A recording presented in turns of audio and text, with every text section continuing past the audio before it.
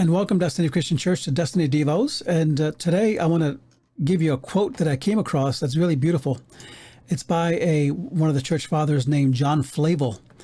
And what an odd name, right? Flavel. But he basically said this: "The delay of your mercies is really for your advantage. When the apple is ripe, it drops of its own accord and is more pleasant and wholesome."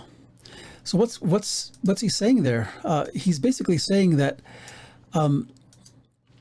that things taste sweeter when you wait on God, right? Think about James 5, 7, and 8, about waiting patiently before God and asking in faith and all this. And I'll just quickly read it. "Be patient, therefore," this is James 5, "beloved, until the coming of the Lord. The farmer waits for the precious crop from the earth, being patient with it until it receives the early and the latter rains. You also must be patient. Strengthen your hearts, for the coming of the Lord is near."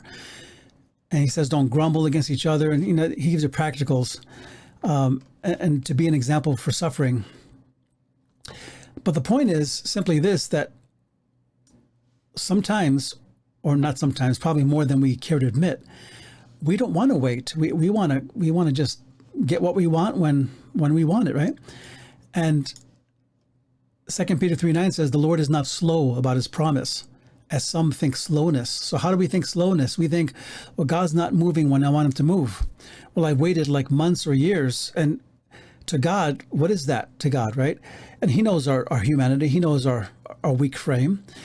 2 Peter 3:13 says, "But in accordance with his promise, we wait for new heavens and new earth, where righteousness is at home." So it's according to his promise. That's the point. So are you willing to wait for God to let the fruit ripen in your life before he answers your prayer, or before he breaks through, or before he opens a door or changes a situation?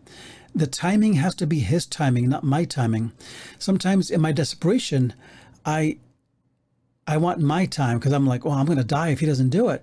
But God knows exactly how much I can stomach, right?